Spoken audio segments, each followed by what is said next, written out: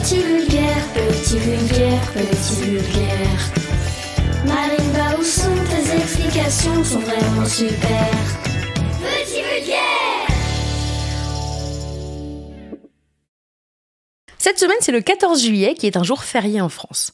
Un jour férié, ça veut dire que c'est un jour où on célèbre un événement important et que pour les gens, eh bien, ils travaillent pas ce jour-là. Donc en fait, quand on déclare un jour férié, c'est comme si on lui disait au jour « Désormais et pour toute ta vie, tu seras un dimanche ». Ce qui est trop cool pour le jour, parce que c'est vrai que les dimanches, c'est trop cool. Et après, les gens, ils t'adorent quand t'es férié. Et c'est vrai, moi, j'adore le 14 juillet. Il y a souvent des feux d'artifice et tout, c'est trop cool. Wow. Mais est-ce que tu sais pourquoi on célèbre le 14 juillet? Non? Moi non plus. Au revoir. Non, je rigole. En fait, le 14 juillet, on fête 3 trucs. La prise de la Bastille, qui a eu lieu le 14 juillet 1789. La fête de la Fédération, qui a eu lieu 1 an plus tard, le 14 juillet 1790, pour se rappeler de la prise de la Bastille, en gros. Et le 14 juillet, il y a aussi l'anniv de ma copine Nadia, mais même si elle est trop cool, je pense pas que ce soit pour ça que c'est férié. T'es vraiment sûr? Moi, la prise de la Bastille, j'en ai entendu parler toute ma vie, mais je savais pas trop ce que c'était. Du coup, j'ai regardé sur Internet, et je vais t'expliquer ce que j'ai compris.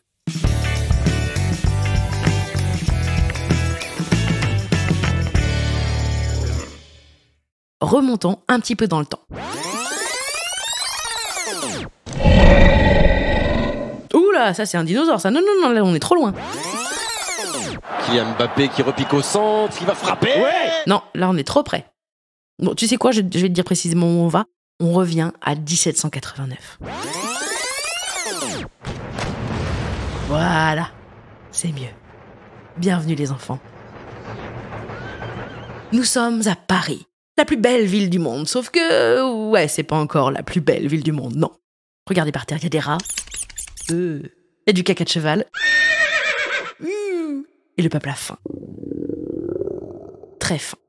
Le truc, c'est qu'il n'y a pas vraiment à manger. Les tirelires de la France sont vides parce que le roi a soutenu la guerre d'indépendance aux États-Unis et ça lui a coûté plein de sous. Pour renflouer ses caisses, il a fait payer plein d'impôts et de taxes au peuple, mais le peuple, il est pauvre, et les récoltes, elles ont été très mauvaises. Alors c'est très difficile pour le peuple. Et tu sais comment on sait que c'est très difficile? Tu connais l'instrument de mesure du peuple? Non? C'est le pain. Ah ouais? Ah on n'est pas en France pour rien. Hein. Le pain coûte très cher, très très cher. C'est-à-dire que tu réfléchis 2 fois avant de mettre ton chocolat dessus. D'ailleurs, on raconte souvent que plus tard, la reine, Marie-Antoinette, aurait dit « S'ils n'ont pas de pain, mais qu'ils prennent de la brioche ». Bon, alors qu'en fait, c'est une rumeur, hein, c'est pas elle qui a dit ça, mais bon, quand même, c'était une bonne punchline. Bon, en tout cas, le peuple, ça commence à l'énerver, cette misère, le fait qu'il n'y ait pas de pain, qu'il y ait des taxes et tout ça, et en fait, il a envie de dire au roi « Tu pousses le bouchon un peu trop loin, Maurice !» Alors qu'il s'appelle pas du tout Maurice, hein, il s'appelle Louis XVI, ça n'a aucun sens. Hein? Louis XVI, il s'est dit que ça commençait à sentir le roussi, alors il a quand même décidé de trouver une solution avant la faillite générale. C'est quand t'as vraiment plus d'argent et que t'es obligé de fermer ton entreprise. Bon lui, son entreprise, c'est l'État.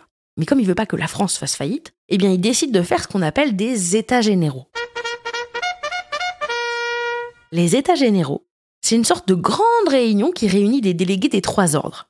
Alors, il y a 25% de ces délégués qui sont du clergé, donc ça, c'est des gens qui travaillent pour l'Église, hein. C'est des pères ou des frères, c'est des curés, en fait, si tu veux. Il y a 25% qui sont des délégués de la noblesse, donc c'est des ducs, des barons, des vicomtes, en gros, des gens qui habitent dans des châteaux, qui héritent de leurs titres par leur famille et qui mettent des perruques et des collants. Et sûrement aussi qui parlent un petit peu comme ça. Stéphanie, auriez-vous l'obligeance de me donner mes affaires? Merci, mon brave. Comme ça. Et enfin, 50% sont des délégués du tiers-état, donc les autres, qui n'ont pas de privilèges. Les pauvres, quoi. Par exemple, moi, je suis du tiers-état. Mais comme souvent, les pauvres ne savaient pas lire, c'est surtout les bourgeois qui ont été nommés délégués. Donc c'est des gens pas nobles, mais quand même un peu riches.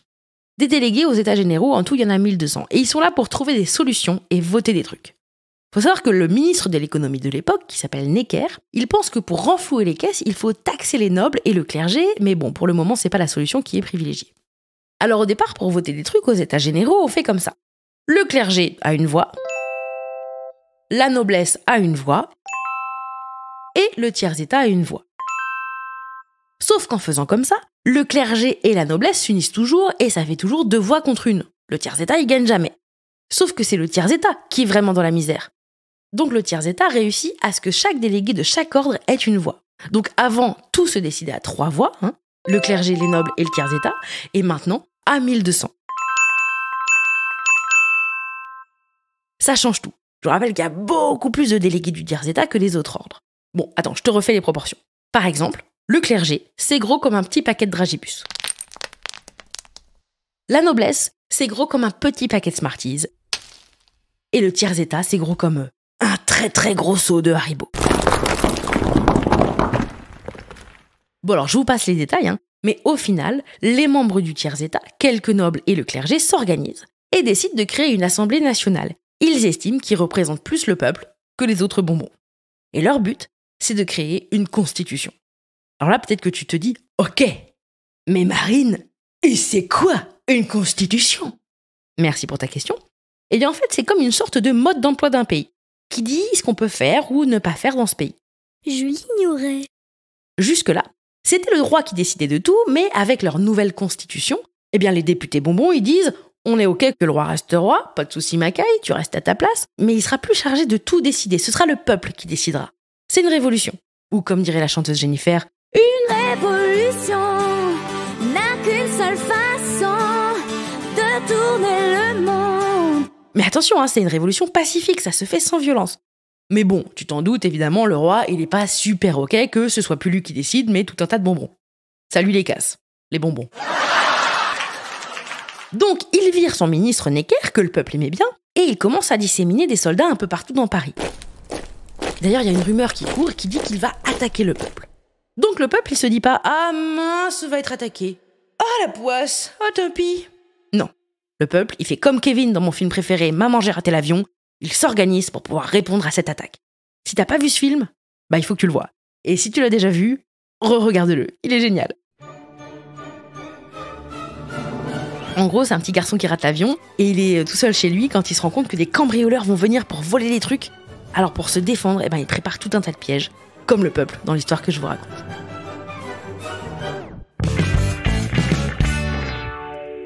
Le peuple monte donc des barricades un peu partout dans la ville sous le conseil d'un journaliste qui s'appelle Camille Desmoulins et qui appelle la foule à prendre les armes.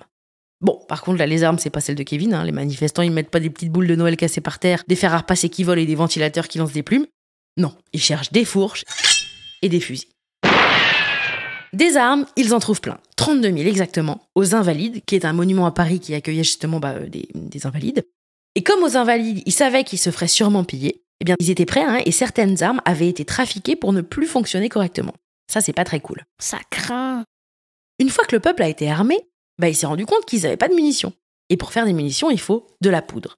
Or, la poudre, elle était stockée où, selon toi? Dans un seau de bonbons?